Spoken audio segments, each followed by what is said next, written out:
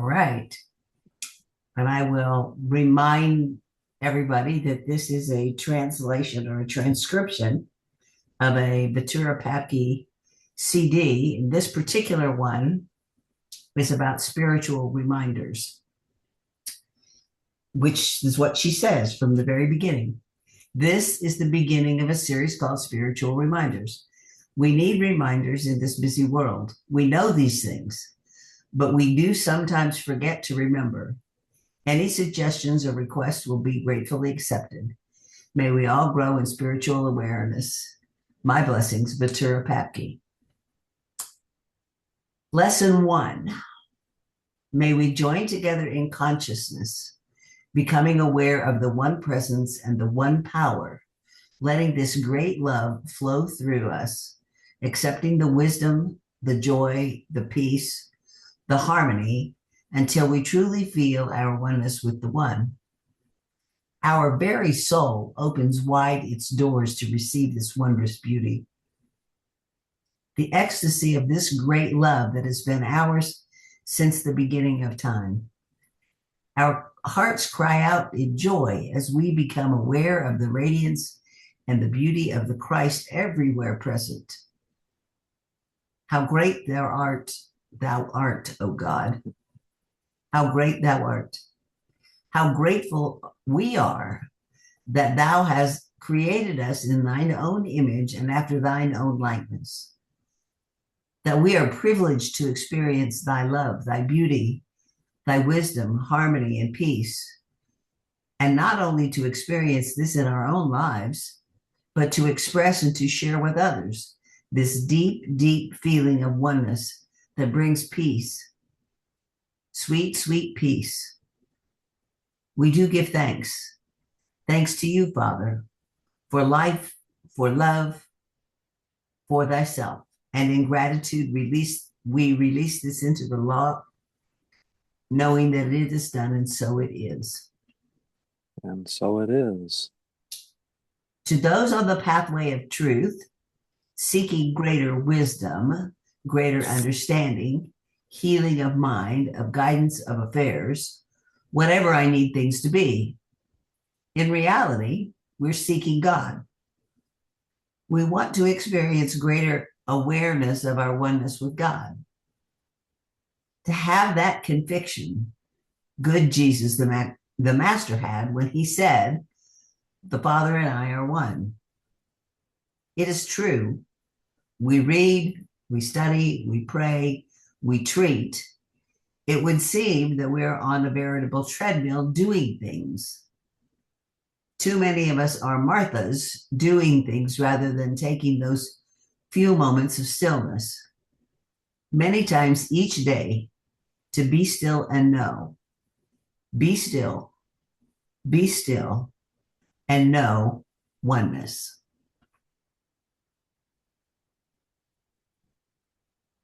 Jesus taught this. The Father in me doeth the works, he said. The Father and I are one. The Father heareth me always. And many, many more statements of oneness. Who is our example? And only as we learn to let this inner presence and inner power do the work, otherwise we labor in vain. We pray and we receive not because we pray amiss. We miss the mark. We miss the realization and acceptance of this oneness, of this presence, of this power. In this busy life we all lead, we do not have time to spend long lengths of periods of time in meditation. We do have, however, many wonderful moments through each day to be still, to just for a moment be still. Still the other activities of the mind. Take this precious moment to learn more of the Christ radiance that flows through your soul. Be still. Take a moment and listen to that beautiful stillness. Our whole bodies are filled with light and warmth. We are being renewed in mind, in body, and in spirit. We are letting God have its way with us. This is a beautiful day. The sky is so clear, so blue. We see white clouds floating in perfect joy. And all this beauty calling to us is like a small, insistent voice to be aware of the presence of God. Aware of God as love, for love is the fulfilling of the law. And it is always through love, for love is the most powerful healing force that there is. Love gives us understanding. It transcends anything of a negative nature. It sees and accepts only the truth. Life is necessary for healing, for it heals the one that receives it and also the one that gives it. I'm thinking that should be love is necessary for healing, for it heals the one that receives it and also the one who gives it. Dr. Holmes said, and I quote, "You are using the principle correctly where you substitute spiritual ideas for objective facts and then proceed upon the basis that new ideas create new facts." You will find this in Effective Prayer, the book Effective Prayer, on page 35.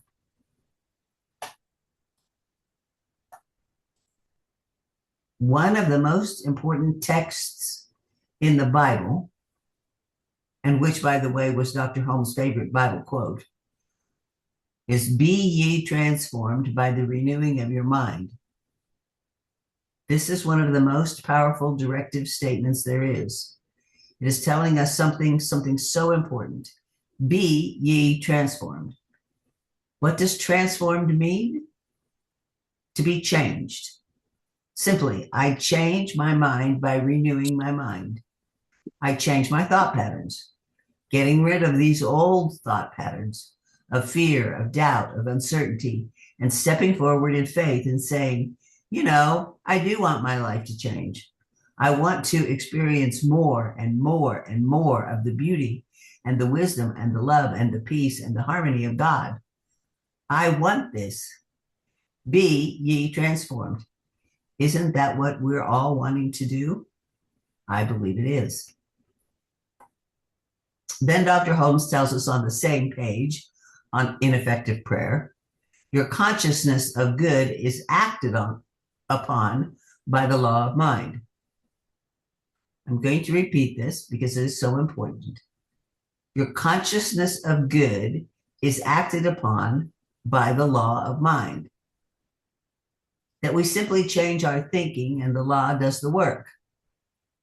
We then experience more good in our lives and have to obey the instruction. That is so important to us as practitioners and ministers, and follow that which is the truth. And that is, physician, heal myself. Don't you see, beloved ones, how simple these instructions are? So simple, we tend to overlook.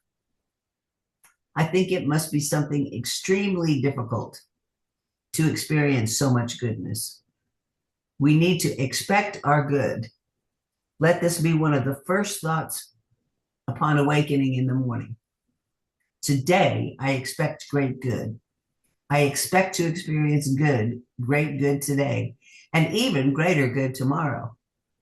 Let your mind always be filled with the great expectancy of greater good, for that is simply this: more of God. We know that we may receive, may have, may use as much of this intelligence, this wisdom, and this power as we will. God does not limit us. And it is this kind of faith that we must establish in our minds today. Faith to know the truth, to experience the truth, to do what Jesus said, to preach the gospel, to heal the sick, to give sight to the blind, to raise the dead. We are all doing that, beloved ones, every time we speak or act in truth. We are helping someone somewhere with our thoughts, with our actions, with being something worthwhile. Treatment then becomes of tremendous importance to the one giving the treatment.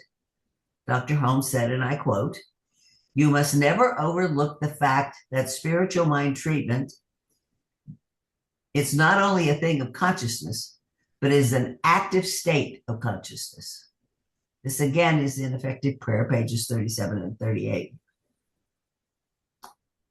In our next lesson, we will dwell more on the importance of giving an effective spiritual mind treatment. After all, this is what religious science is really all about, isn't it? How to give an effective spiritual mind treatment. If we do not learn this very valuable lesson, we will really have no one to blame but ourselves. Now you know those apostles, those 12 men, had spent those years with Jesus closely, so closely associated with this great teacher. And even after being and seeing and experiencing so much, they asked him how to pray. They needed to know, to understand, that prayer is direct communication with God. It is when we talk to God and we listen for God to talk to us, to direct us, so that it becomes a living experience in each one of us. Our Father. Let us think of that. Our Father. This creative intelligence of the universe is our Father. I am born of this creative intelligence. The power of this flows in and through my being. We need to understand and experience and express this. This great intelligence and power that created the beauty in the buttercup, that grows in all of its beauty at the foot of a tremendous redwood tree, is as much of God in the buttercup as in the tree. For the buttercup is giving its all, just as is the redwood tree. Now we are even greater. God has created us in its own image, meaning that we are created of the intelligence to create with the power to do this. Are we using this great power and this great intelligence? Are we using this great power and this great intelligence? Let us not become so belabored with apparently important things that we fail to find this pearl of great price. Of course, she would give all that you own to have it, for in having this, we have all. And what do we have to give up? What we do have to give up is negative thinking. All thoughts of fear, of doubt, of uncertainty, these must go. Remember when Peter walked on the water and he stepped forth in great faith. And as long as he looked in the face of Jesus, he didn't falter. But the moment he looked at the turbulent waves, he became afraid.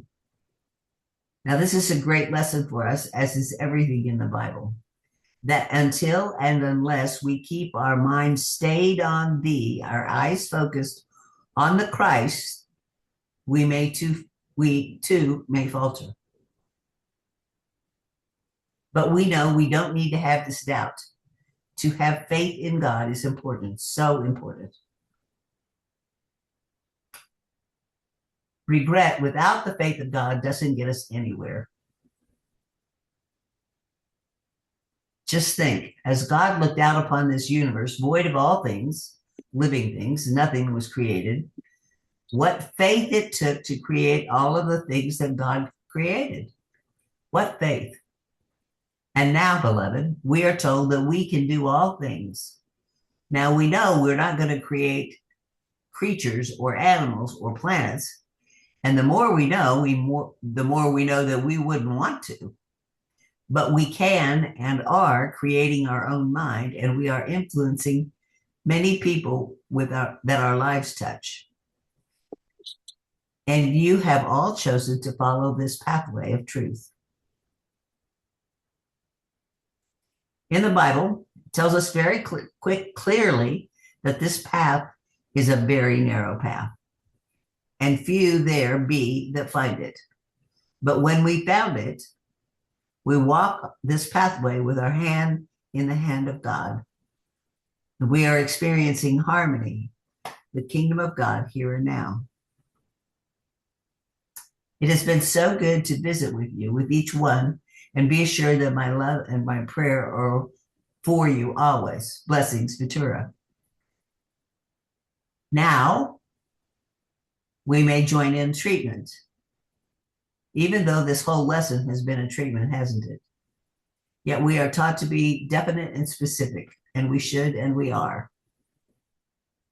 And so we know that God is infinite intelligence, divine love, wisdom, harmony, peace, beauty, all of the beauty of the universe, all of the joy, the wholeness, that God is all there is.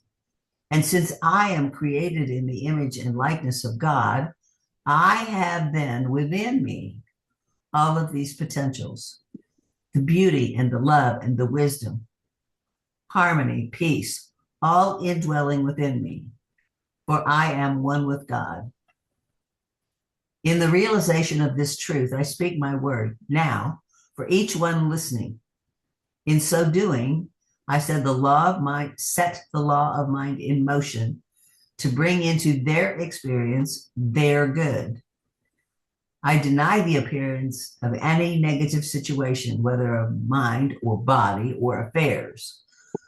I affirm that the life of each one is filled with love, with beauty, with wholeness, with happiness and peace, complete harmony, abundance of all good in every facet of their lives. Where there is any doubt, any fear, let it be completely erased and dissolved, and be replaced with the awareness of their oneness with God. And only its perfection remains. Perfect God, perfect man, perfect being. Each one moves into their true place in life, a place created since the beginning of time, and opens now as each one is guided and directed to it, and it is directed to them.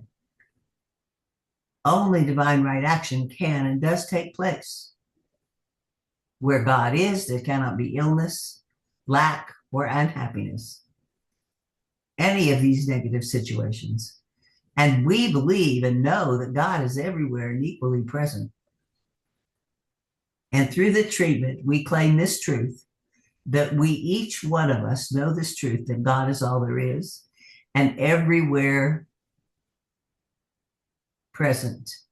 And if God is present in our mind, our body, and our affairs, then we experience perfect health, happiness, and abundance of all good. Only divine right action can and does take place. In each one, I give thanks, dear God, that thou hast heard me, and I know thou hears me always. How grateful I am for this knowledge. Therefore, I release this treatment into the law, this wonderful law of mine. And oh, how I love that law, knowing that it is done right now. And so it is. Amen. And that is the end of her lesson on spiritual reminders, her first lesson on spiritual reminders. Comments? Who was it again? Ventura Papke, Vetura Papke. She was Ernest Holmes' practitioner after his wife died. Oh.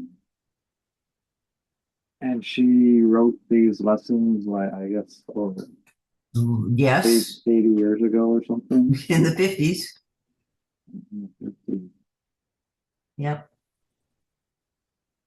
I was trying to absorb all of that. That was a lot. Well, it's recorded, so it will be back posted so you can listen to it again. Yes, it's a lot. I get out of it quite a bit out of it every time I transcribe one. So it's like, okay, listening to these old scratchy CDs that are difficult to listen to it every now and then. They skip things, and then I got to go back and try to figure out what was that word. Oh, you listen to that on the CD, yeah. Yeah. Yes. What what what is your takeaway from that lesson? Your one takeaway? Uh, I think my personal takeaway is the reminder that I need to fully accept the reality that I'm one with God. It's here, but it's not here all the Yeah. time. Not all the time.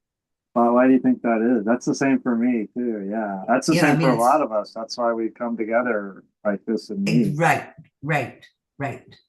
What And what do you yeah, what do you think that is? Or I think it's just deep ingrained society that we're not worthy enough.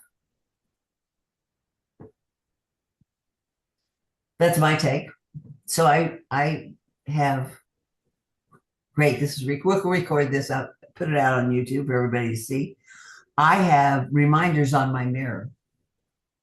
I have glass oh, markers, that you can do like things sticky with. notes or yeah. Well, these are markers that you write on glass. The storefronts use them to do. Oh, like sidewalk chalk or something. Okay. Yes, right. But they're Gotcha. for glass, and But for you glass, yeah. squirt water on them, and they wash right off. Wash right But now. I got some, and I have all over my big mirror say things like, "You are where I am worthy," or "I love every cell of my body," or "Thank you, God." Those kinds of things on my big mirror, so that every time I'm in the bathroom, I take a moment to read all of those affirmations to remind myself that that is the truth. And I guess for me along those lines, like the last very part of, a spiritual treatment, the release, I now release my word, over to the universe that always says yes. And so it Right. is. Yes. I don't always believe that the universe always says yes. And I don't always believe that when I put my word out into the law, that the law is actually working because so much in my life happens that is kind of I don't want to say the opposite, but Right. it's either the opposite or hey, it ain't showing up yet. It's been Right. my story, Reverend Suellen. Hey Yeah. God, if you want me to go to ministerial school, bring me the money. Well, 6 years have gone by now, and I still don't have the money. Yeah. A So piece of it too, stuff I like think, that. for me, what I keep hearing is we need to expect it, because I Not know, hope or wish. Yeah, not hope or wish, but expect and know that it's going to show up. And it's my my thing is, I know that it's going to show up. It's the when that I don't know. that And the drives you impatience, crazy. Yeah, yes, yeah, the yeah. impatience on my side about when is what's a And piece of that's, it. yeah, I agree 100% with you. And I'm glad that you reminded me of that to expect and to know the when. And there's that saying when the teacher is ready to, or no, when the student is ready, the It's right, the teacher will teacher appears. appear. Right. So it's whenever you're ready, the blank will appear that you're expecting and knowing. And so I guess the question is, what is about us that we're not ready? Are we in fact not ready? Because if we were, wouldn't it just literally manifest like that? I would think so. Yeah. And those times that I have, lots of times when I have done that, I have, for myself. I mean, it's easy to know it for somebody else because I'm not vested in that. You know what I'm saying? It's like I can know the truth for you much Mm, easier than I can know the truth for me. that's true. Yeah. And same is true for me. I can know it for you more than Right, myself. right, That's right. yeah. One of the things that I'm remembering from the teachings of Abraham, from Esther and Jerry Abraham Hicks. Hicks, Mhm. that you have to be so expectant, so sure that it's right here that it cannot do anything else but be right here. And that's a piece that is what I feel like I'm working on. That expectancy, that's knowing. Self-doubt is Yeah, the huge. knowing part. Yeah. I mean, it's like they were talking about Peter walking on the water. And as long as he was looking at Jesus in the face, he could continue to walk on the water. But as soon as he starts looking around at the water, what the heck am I doing here? He sinks. Yeah. Yeah. Yeah. So again, it's where's the faith? Where's the expectancy? Where's the truth? How do we believe it? And she frequently says in all of her stuff, until we are aware and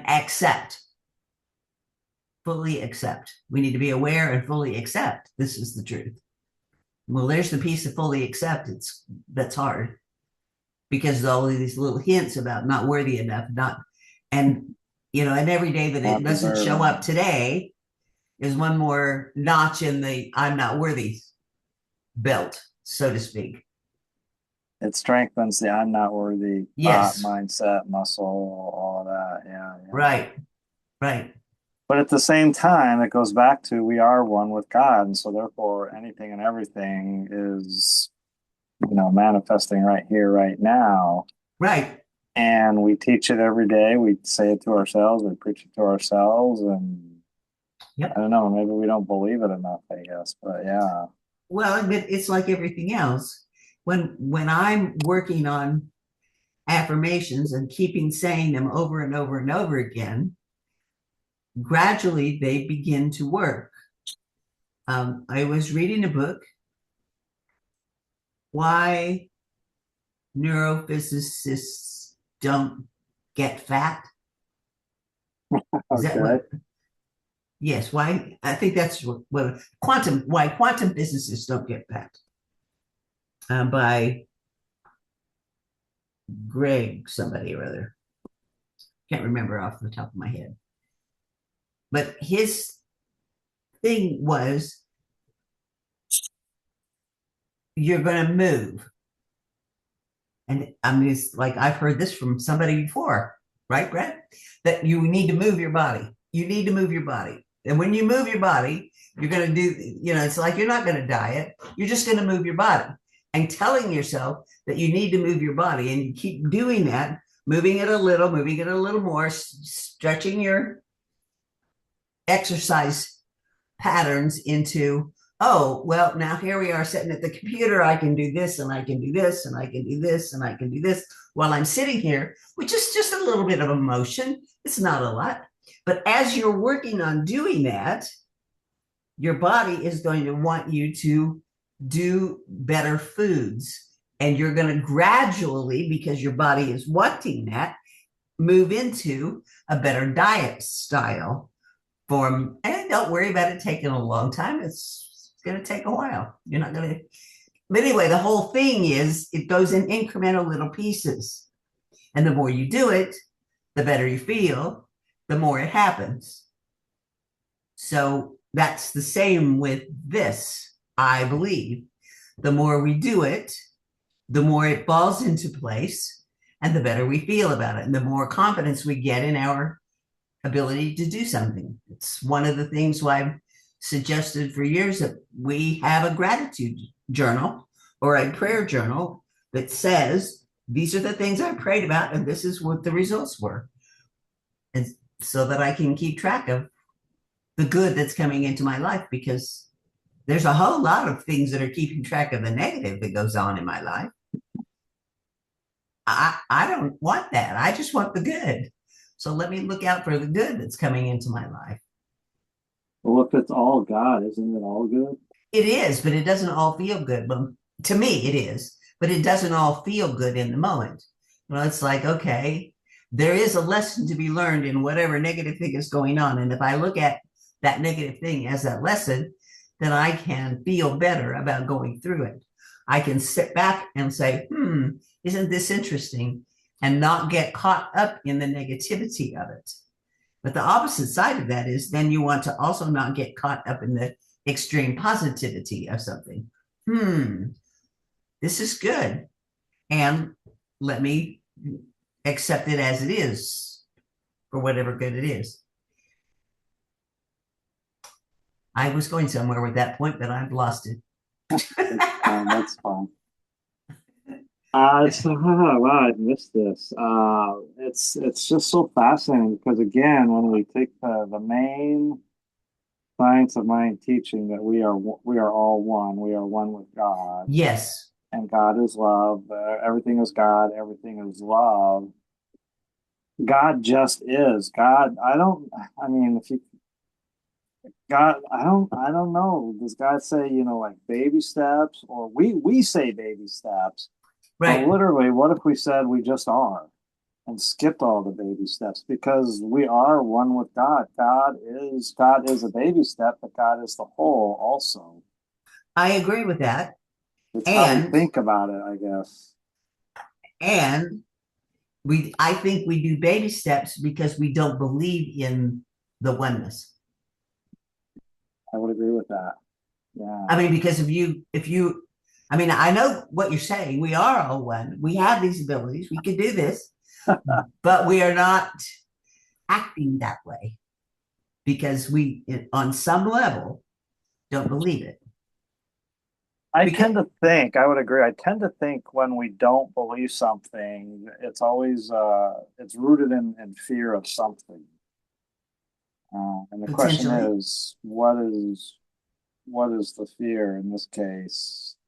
Well, and I think God, I mean, well, sorry, real quick. God is, and I forget all the words, omnipotent, omniscious, all knowing, all those omni words. I forget them all. there's only three. Omnipotent, omniscious, what's the other one? Omnipresent, Omnipotent. Okay. So that means that we are. right? And what is not to believe about that? Well, we And I have think, well, I'm sorry, I was going to say, I think the fear is accepting the truth of who we are. Because when you fully realize that you are omnipotent, whatever the other yeah, two that are, whatever they are. Yeah. yeah, that's the truth of who we are. That is freaking powerful. So do you remember that poem that was in this basketball movie? Our greatest fears is that we are powerful beyond all means. What was that poem? Do you know the one I'm talking about? Yes, but no, I don't remember it. Yes. I'll Google it when we're done and send it to you. But yeah, our greatest fear is that we are powerful beyond all means because that is the truth. Because we are omni, all of those omnis. Right. And But a key with this to me, the monkey wrench here is while we say we are omnipresent and everlasting, everlasting is not an omni word, but we have these bodies that die, and that brings our humanness into play. And how much of our humanness interferes with, or how much do we allow our humanness there you to go. interfere with our divinity? I That's the think key. I think the answer is our humanness doesn't interfere at all with our divinity, but we allow it to interfere based on our thinking, based on our Correct. thoughts, and our Yes. thoughts program how we feel. Mm-hmm. So Mm-hmm. what if you just thought, that I am all that God is, which is the truth. I am all that God is. I can do all that God does. God does everything. Yes, God and turns wine into water, so I'm going to turn wine into. I had this conversation the other day about turning water into wine, whatever it was. yeah, But I'd Jesus rather did it. have the wine turned into water. Thank you. I would too, actually. But Jesus also said, what was it? As I do something like that, so too can you, or something like Yeah, that, and more. these things that you do that I do, you can do too. Yes, I And got I think he says also and more. These and things. more. And so that's what Yeah. started the conversation. I'm like, well, what the heck? I can't turn wine into water or water into But wine. there's the belief there. You Yeah. can't, there's a belief there that you have that you can't. And that's not the truth. You can. You just don't believe it. You see what I'm saying there? I believe Yeah, you can do it. I believe you could do it if you choose to do it, but and you don't don't I believe do it. believe I can do it, but then when I believe, then it doesn't happen. You know, Well, I there. believe I can fix my internet. I believe I've been doing, you know how many treatments I've done on my internet here? Oh my goodness. But Uh-huh. then it always goes to the default. Oh, it's not going to work again.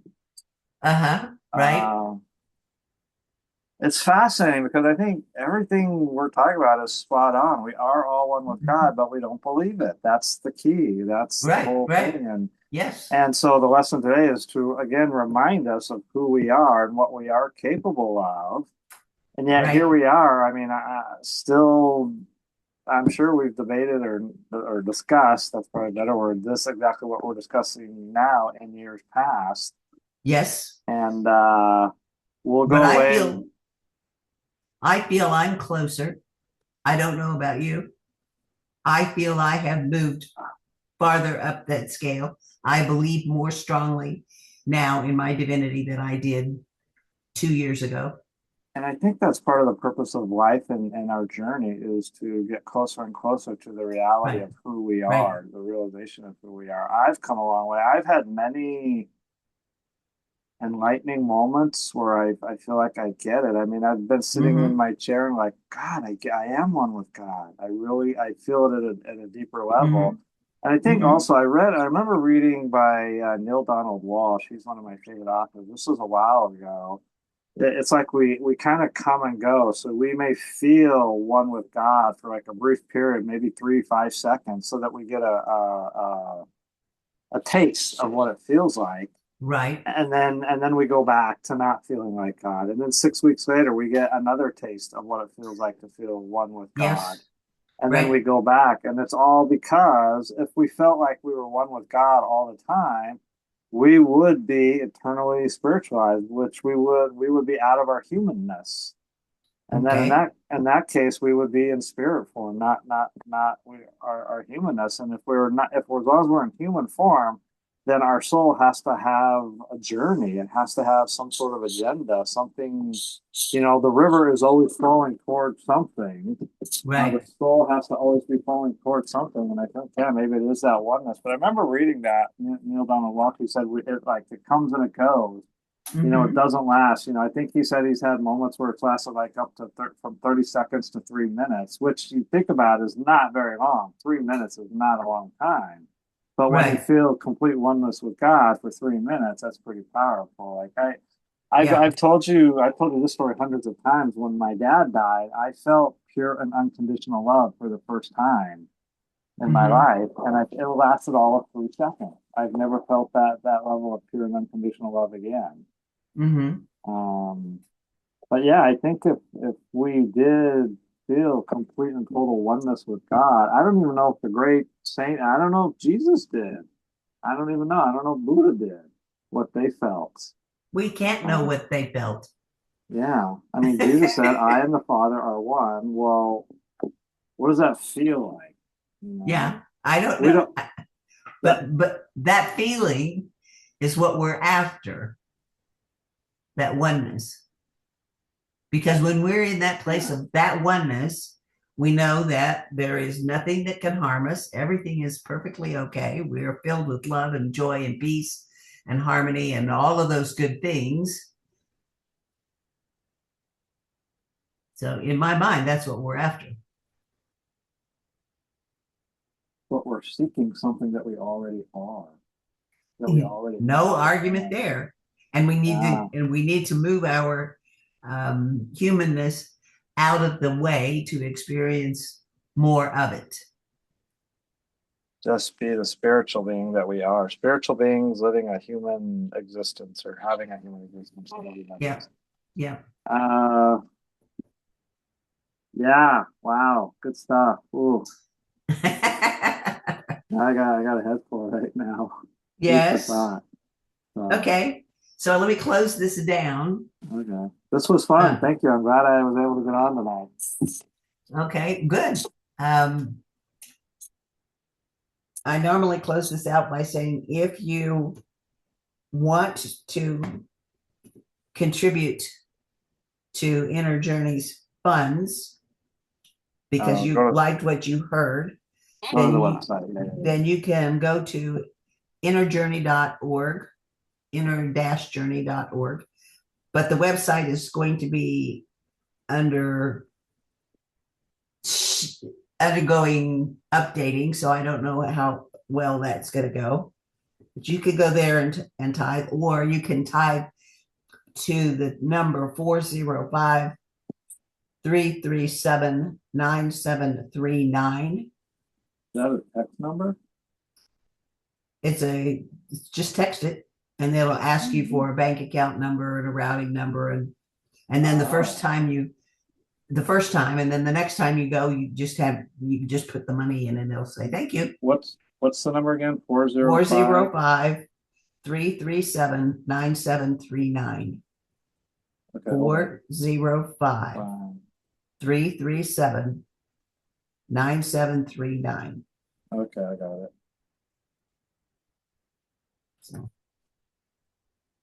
anyway, is it normally like just one person, or do most people normally come? Or it depends. We used to have lots of people come on Thursday nights. Let me turn this off. And now it depends on what's going on in their lives.